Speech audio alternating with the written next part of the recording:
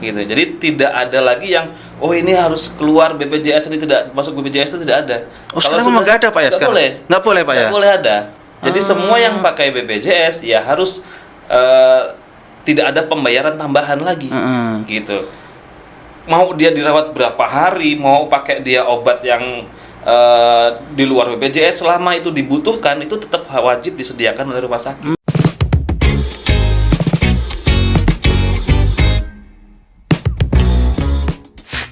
Assalamualaikum warahmatullahi wabarakatuh. Tabik pun pemirsa Periksau TV dimanapun Anda berada, kembali lagi bersama saya Hasbiato Ilah dalam program podcast Sewu Tamu.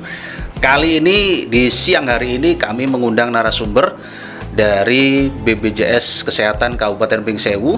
Beliau hadir di sini menjelaskan apa sih kendala-kendala yang dialami di BPJS Kesehatan dan solusinya seperti apa. Jadi ini mumpung saya menghadirkan beliau ini, nanti pemirsa bisa nanya-nanya di kolom komentar ataupun di chat melalui WhatsApp kami terkait keluhan-keluhan yang terjadi di masyarakat, baik itu ketika masih berobat atau dalam administrasi ataupun yang lainnya.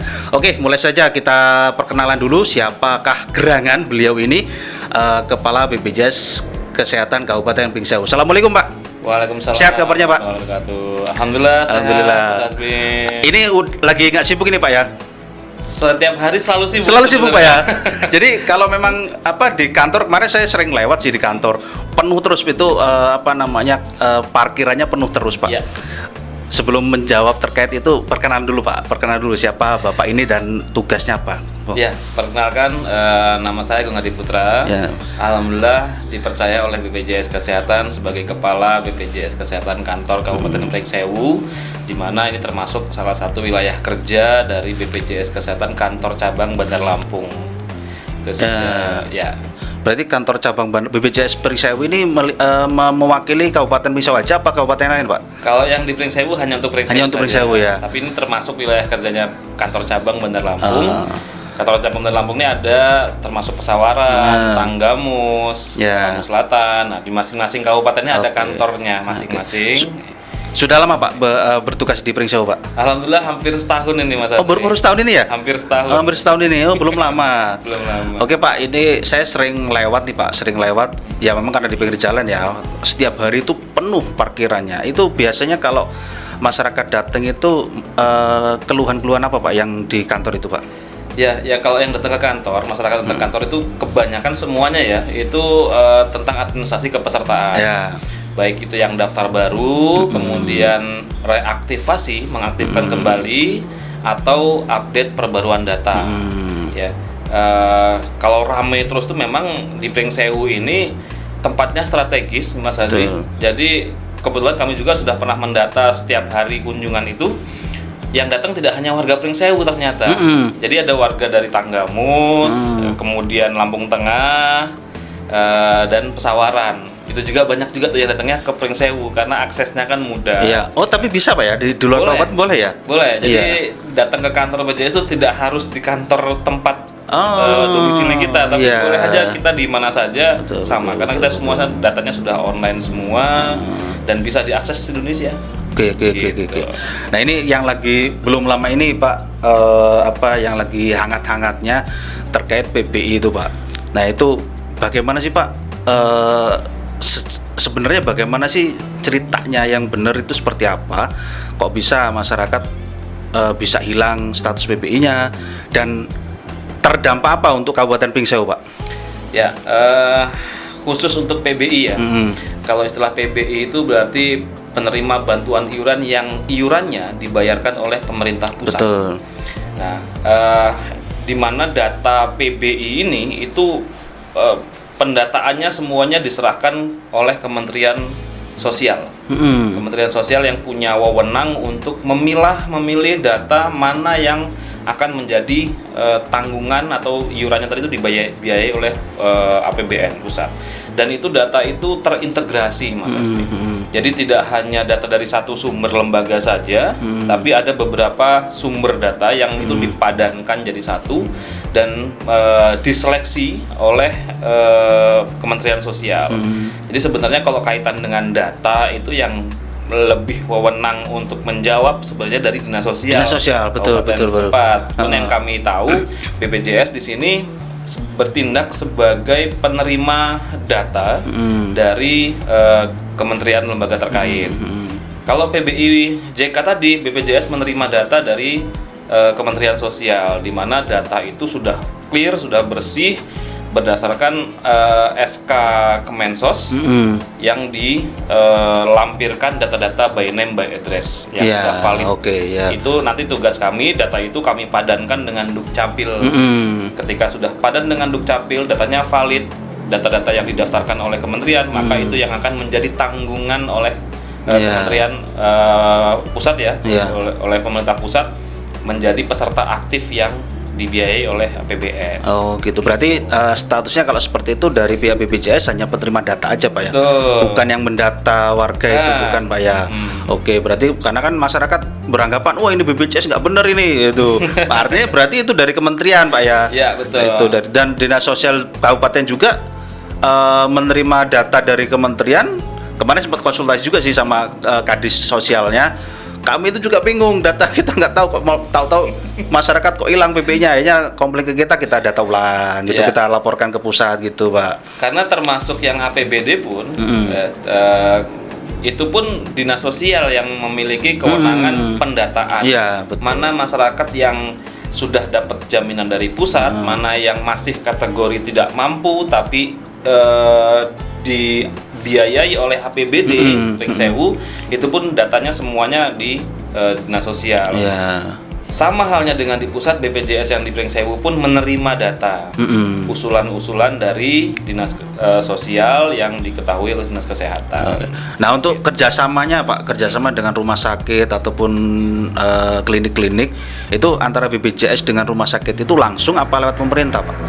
Ya kalau dengan kerjasamanya mitra ya. Ya mitranya. BPJS untuk di fasilitas kesehatan tingkat pertama maupun tingkat lanjut itu langsung antar pimpinan, pimpinan BPJS Kesehatan, kemudian dengan pimpinan Vaskes. Namun dalam proses seleksi, credentialing, penilaian mutu itu kami laksanakan bersama dengan pemerintah daerah dan Asklin kalau di tingkat pertama. Kalau di rumah sakit juga ada dengan Persi, itu dengan organisasi-organisasi yang menaungi mutu, yang bisa mengevaluasi, ya itu kami kunjungan bersama ke Vaskes untuk menilai, sama-sama menilai mutunya gimana nih, ada yang perlu diperbaiki atau perlu dilengkapi lagi, sehingga sebelum kerjasama dengan BPJS memang kami menjamin mutunya dulu. Sudah baik, disepakati oleh semua pihak tadi termasuk pemerintah daerah, baru kita bisa kerjasama dengan BPJS. Gitu. Itu berarti pemerintah daerah hanya mengawal aja istilahnya, tapi kerjasama antar pimpinan itu. Berarti kalau di Pringsewu Bapak ya yang langsung ke rumah sakit pimpinan di kantor cabang. Oke. Nah terus ini Pak, yang biasa keluhan masyarakat ini biar dijawab langsung nih, apa namanya stigmanya kalau pakai BPJS kesehatan pelayanannya dibedakan dengan yang umum. Ini biar masyarakat dengar langsung nih dari pimpinan BPJS kesehatan ini Pak. Gimana Pak itu yang menanggapi itu Pak? Ya, itu sebenarnya keluhan klasik ya. Iya makanya keluhan klasik. Yang sebenarnya sekarang sudah mulai jarang muncul, tapi beberapa masih ada opini seperti itu. Tentunya ketika ada keluhan, ya kami langsung menanggapi keluhan-keluhan dari masyarakat. Kemudian kami menindaklanjuti keluhan tersebut ke manajemen rumah sakit. Kita coba klarifikasi dulu nih, apakah benar ada perbedaan perlakuan, kemudian termasuk layanan kesehatannya. Karena begini, di perjanjian kerjasama kami tadi kan nyangkut kerjasama ya, betul. Itu ada komitmen, komitmen dari fasilitas kesehatan untuk beberapa komitmen yang harus dipenuhi dalam proses pelayanan dengan peserta BPJS Kesehatan yang mengakses pelayanan kesehatan tersebut. Salah satunya adalah tidak membedakan. tidak membedakan antara pasien umum dan pasien BPJS karena itu hanya masalah administrasi saja. Siapa yang membayar saja kan. Kalau pasien umum yang bayar ya pasiennya dan keluarganya. Tapi kalau BPJS yang membayar adalah BPJS Kesehatan. Hanya itu saja yang membedakan. Tapi prosedur pelayanannya, kemudian penanganan kesehatannya ya untuk menangani satu penyakit itu semua sudah terstandarisasi. Mau dia pasien umum mau pasien BPJS semua sudah ada protapnya. Jadi itu yang harus dipatuhi oleh semua rumah sakit dan tenaga medisnya. Begitu. Nah ini pemirsa sudah dengar sendiri pemirsa. Jadi kalau memang ada rumah sakit ataupun atau vaskes pertama vaskesnya ada diskriminasi bisa dilaporkan. Satu lagi nih Mas, gimana? Di rumah sakit itu sudah ada namanya janji layanan tadi, komitmen itu dituangkan dalam bentuk janji layanan. Salah satunya tadi itu ya tidak membedakan, kemudian menyediakan obat. Jadi keluhan itu nggak hanya merasa dibedakan, tapi ada juga keluhan yang obatnya sering kosong. Nah itu di janji layanan itu oleh vaskes kepada peserta BPJS itu dituangkan semua dan ditantangani oleh direkturnya, ditempel di tempat-tempat pelayanan. Makanya kalau di rumah sakit sering ada ngeliat janji layanan. Itu yang wajib semuanya harus dipenuhi oleh fasilitas kesehatan untuk menjaga mutu tadi itu. Nah, kalau terkait obat Pak, emang benar ya kalau obat itu di penyakit tertentu tidak di-cover sama BPJS itu memang benar Pak ya? Apa dulu nih? Kayaknya semuanya udah di-cover deh. Sekarang udah di-cover ya? Di-cover semua. Kayak jantung itu udah di-cover semua? Ada semua sesuai dengan semua sekarang medis. Sudah di-cover semua ya? Jadi prinsipnya begini, kalau dengan rumah sakit itu kami membayarnya paket ya. Paket itu termasuk paket pendaftaran, pelayanan operatif misalnya, kemudian laboratorium penunjang dan tindakan medis lainnya, termasuk obat-obatan. Itu satu paket yang dituangkan dalam Inasi Bijis namanya. Inasi Bijis ini salah satu paket pembayaran untuk satu penyakit tertentu, termasuk yang ada tindakan operatifnya, termasuk obat-obatannya. Jadi dalam satu paket itu sudah tertuang semua pelayanan sampai si pasien ini sembuh. Gitu. Jadi tidak ada lagi yang ini harus keluar BPJS, ini tidak masuk BPJS, itu tidak ada. Kalau sekarang memang nggak ada Pak ya sekarang? Nggak boleh Pak ya? Nggak boleh ada. Jadi semua yang pakai BPJS ya harus tidak ada pembayaran tambahan lagi, gitu. Mau dia dirawat berapa hari, mau pakai dia obat yang di luar BPJS, selama itu dibutuhkan itu tetap wajib disediakan oleh rumah sakit. Gitu. Ya, ini pemahaman yang baru ini pemirsa. Jadi kalau memang ada keluarganya atau memang mengalami sendiri kok ada ini tidak di-cover BPJS, berarti itu perlu ditindaklanjuti Pak ya? Ya betul, dan segera laporkan aja nggak apa-apa. Kami di sini membuka semua kanal pelaporan, baik di mobile JKN yang bisa langsung kita input keluhan apapun, misalkan ada tambahan biaya obat di rumah sakit misalnya, ya silakan saja sampaikan, nanti kami akan segera tindaklanjuti.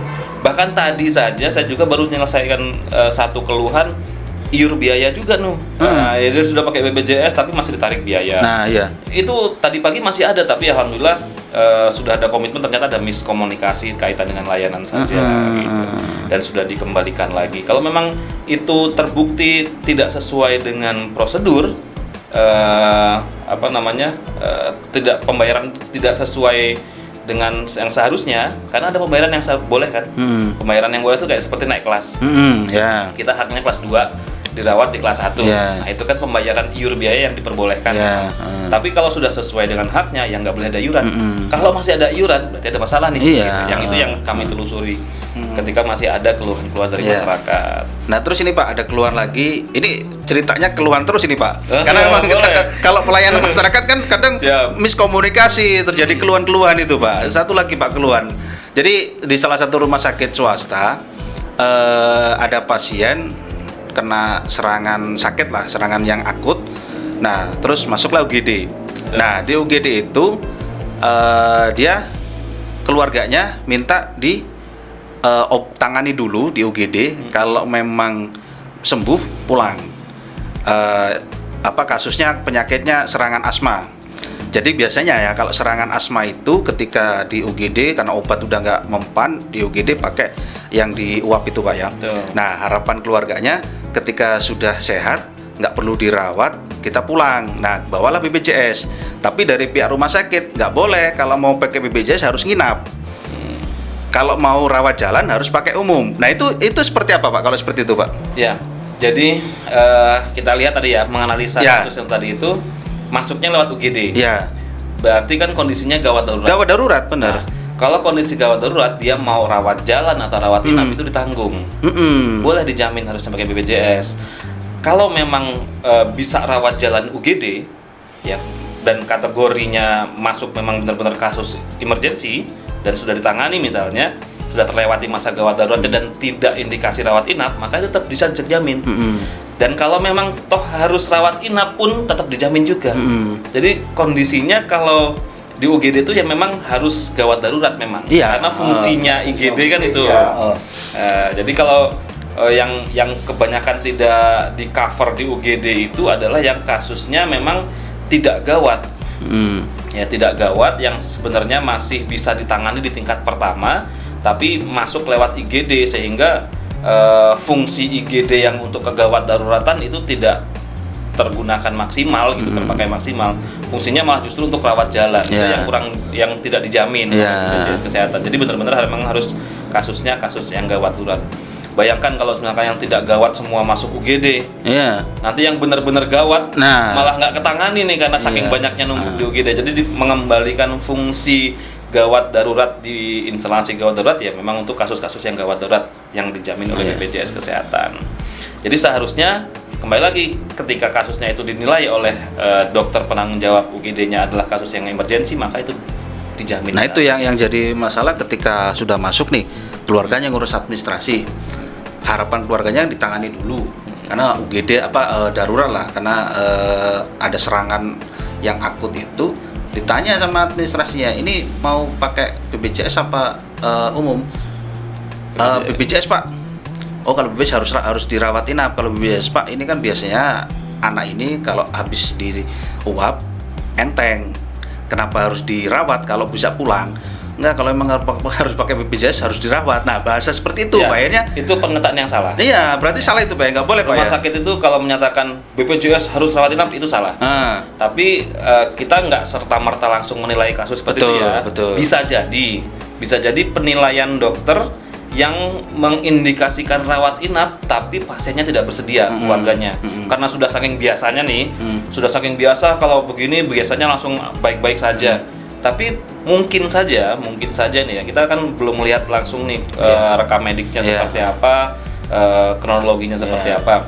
Mungkin saja ada beberapa kasus yang begini, yang sebenarnya itu kasusnya harus rawat inap nih. Kata dokter spesialisnya yang jaga di UGD, ini harus masuk rawat inap karena harus dipantau lebih jauh. Tapi keluarganya bilang kami nggak mau rawat inap, kami maunya pulang saja.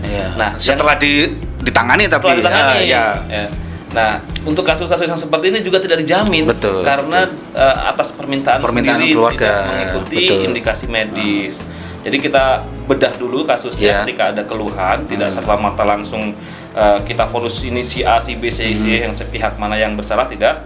Tapi kita bedah kasusnya, kemudian kesimpulannya seperti apa itu yang harus diluruskan. Nah, terus lanjut di kisah yang tadi, keluarganya nggak jadi di rumah sakit itu, pindah ke rumah sakit RSUD Pringsewu. Nah di sana ditangani, terus karena posisi udah malam, yang jaga di situ bahasanya Pak ini BPJS-nya karena sudah malam, kita bayar dulu, besok pagi Bapak bisa klaim ke BPJS karena itu udah malam, kantor BPJS tutup. Tapi sudah ditangani di situ. Kantor BPJS yang di rumah sakit maksudnya ya? Mungkin ya, maksudnya di BPJS kantor administrasi ya, karena udah malam kan. Ya udah Pak, dibayar aja sama keluarganya. Tapi sudah sehat dan ternyata setelah di uap itu memang sudah sehat, pulang sama dokter memang boleh pulang. Itu kasusnya. Artinya begini Pak ya, artinya itu hanya salah satu contoh aja. Artinya rumah sakit tidak boleh menyampaikan kurang pas Pak ya kalau menyampaikan seperti itu Pak ya. Betul. Kalau mau pakai BPJS harus dirawat. Itu tidak pas Pak ya, kurang pas. Artinya itu menjadi pembelajaran buat kita, literasi buat kita semuanya Pak. Itu karena terkait BPJS ini memang riskan seperti itu. Nah, kalau ada masyarakat Pak yang ingin dia masyarakat tidak mampu nih, PBI-nya nggak aktif. Nah, mau mengaktifkan ini langsung ke BPJS apa ke dinas sosial dulu Pak prosesnya Pak? Iya, menarik nih. Ini kasus kemarin ya. Banyak sekali itu dari kami menghitung sejak Mei 2025 sampai kemarin puncaknya yang paling besar itu di awal Februari itu lebih dari 20.000 data. 20.000 data di Prengsewu ini yang terdampak non aktif. Itu ketahuan 2000 karena udah ada yang lapor. Oh enggak, kami datanya dari pusat semua. Oh gitu ya. Setiap ada peserta PBI pusat yang non aktif, kami dapat datanya dikirimkan. Datanya ada sekian ribu dari SK Mensos yang baru, misalnya SK Mensos di Februari kemarin itu ada 14.000 kalau yang khusus Februari. 14.000 data yang sebelumnya menjadi tanggungan pusat PBI JK tapi tidak menjadi tanggungan lagi. Tapi di luar itu ada juga yang sebelumnya tidak ditanggung pusat, kemudian ditanggung pusat. Ditanggung oleh. Jadi sebenarnya itu bukan pengurangan tapi pergantian data. Yang data yang lama digantikan dengan data yang baru. Karena yang baru ini daftar tunggunya juga banyak, Mas. Yang siap untuk menjadi tanggungan pusat gitu ya.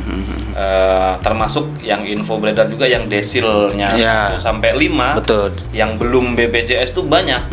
Tapi ada juga yang desil 6 sampai 10 yang masih jadi tanggungan pusat. Itu yang kemarin dinonaktifkan. Terutama data desil itu. Dan data desil itu memang sumbernya ya dari desa juga sebenarnya. Nah, banyak sekali yang tidak aktif di Prengsewu. Itu totalnya 20 ribuan lebih ya. Yang paling besar tadi 14.000 di Februari. Yang itu banyak yang juga datang ke kantor BPJS. Kalau memang warga yang dinonaktifkan itu merasa sudah cukup ekonominya, memang benar mampu, maka bisa langsung menjadi peserta mandiri. Merubah menjadi peserta mandiri yang membayar iuran setiap bulan, satu keluarga. Syaratnya seperti kayak daftar mandiri ya, KK, KTP, buku rekening dan memilih kelas itu ya.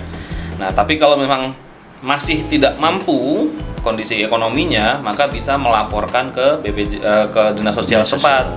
Nanti dinas sosial tempat yang akan memverifikasi datanya untuk diusulkan kembali menjadi tanggungan pusat atau tanggungan daerah misalnya. Karena daerah juga ini cukup banyak loh Mas penanggungnya. Di Pemda Prengsewu ini saat ini posisinya udah 68.000 jiwa. Itu iurannya dibayarkan oleh APBD Prengsewu gitu. Mungkin kalau masih ada keuangan Pemdanya masih cukup untuk bisa ditanggung Pemda sambil menunggu yang pusat. Jadi kalau ada yang ingin mengaktifkan lagi, kalau memang sudah siap membayar sendiri langsung ke BPJS langsung Pak ya? Ke BPJS. Tapi kalau mau dilanjut PP-nya ke Dinas Sosial Pak ya? Oke, siap. Nah untuk ini Pak, tahun kemarin 2025 BPJS ini kalau boleh disepil mengalami defisit nggak Pak? Kalau boleh disepil nih, tahun kemarin Pak. Dalam lingkup kabupaten atau kabupaten aja. Kalau kabupaten ini karena gini, setiap daerah itu kan punya karakteristiknya masing-masing.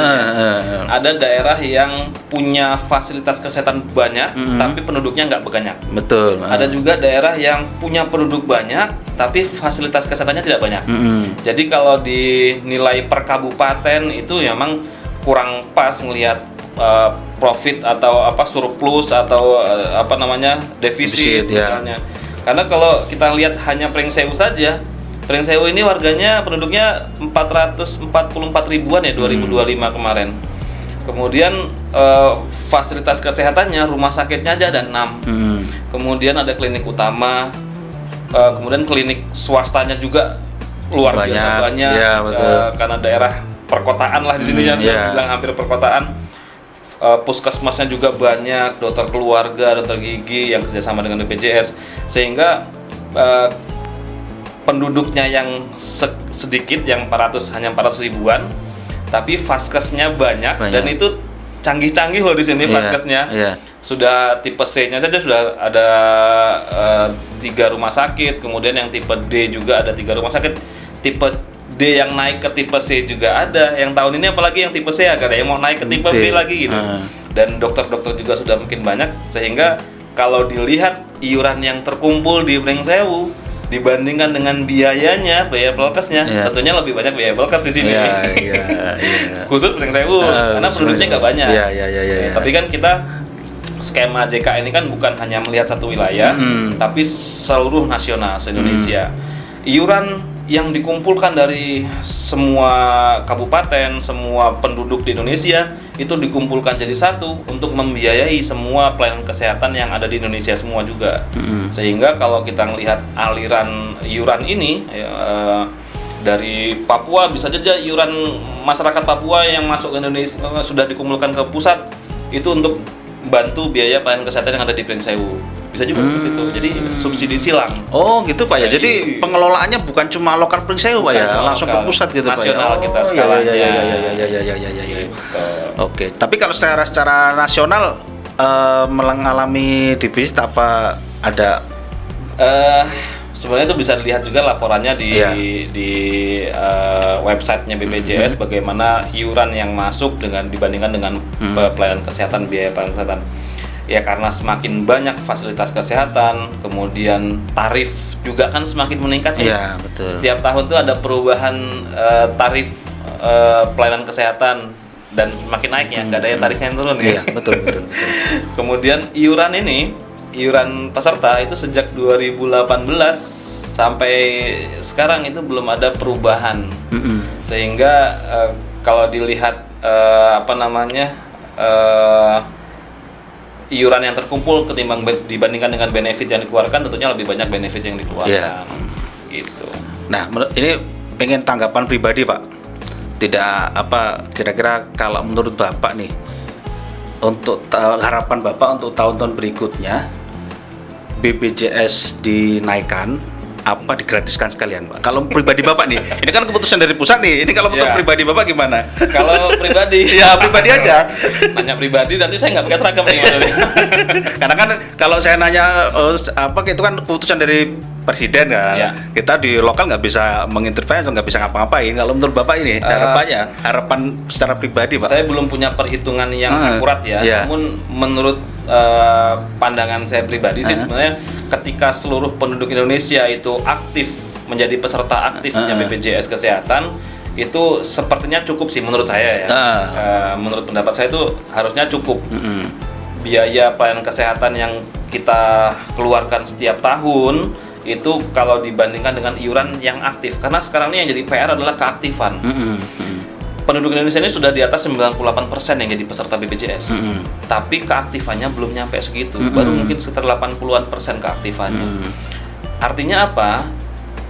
Sudah terdaftar di BPJS Kesehatan tapi tidak aktif, itu berarti tidak ada iuran masuk. Gitu.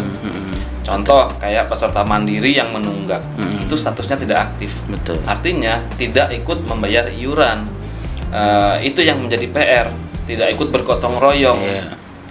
Kemudian ada lagi peserta yang mungkin sudah di PHK oleh perusahaan tapi belum menjadi peserta kembali.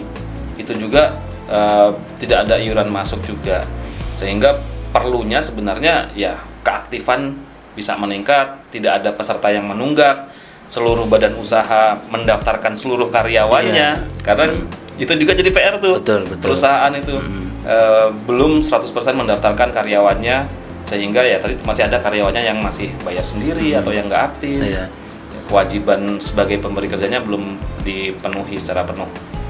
Kemudian dari pemerintah ya tentunya seluruh masyarakat yang memang masih benar-benar datanya valid tidak mampu membayar iuran di cover oleh pemerintah tentunya seperti itu. Oke Pak, closing statement kira-kira apa yang perlu disampaikan Bapak untuk masyarakat terkait BPJS ini agar masyarakat khususnya di Pringsewu entah mau membayar iuran atau nanti kendala di rumah sakit seperti apa pas pelayanan, silakan Pak. Ya baik, terima kasih Mas Hasbi. Sebagai closing statement kami berpesan kepada seluruh pemirsa ya, untuk bisa memastikan kartu JKN-nya aktif. Ya. Kalau di Pringsewu ini khususnya itu baru 71% yang aktif. 71% penduduk Pringsewu aktif kartunya, artinya bisa mengakses pelayanan kesehatan. Namun sisanya hampir 30% itu statusnya tidak aktif. Ada yang menunggak iuran, niatkan ya untuk yang menunggak iuran ini, niatkan kita membayar iuran bukan untuk sakit, bukan untuk siap-siap kita sakit, tapi untuk membantu saudara-saudara kita yang sedang sakit. pembiayaan saudara-saudara kita yang sedang sakit. Jadi diniatkan membantu saja gitu. Kalau iuran kita digunakan oleh orang yang membutuhkan, itu kan termasuk juga satu kebaikan buat kita.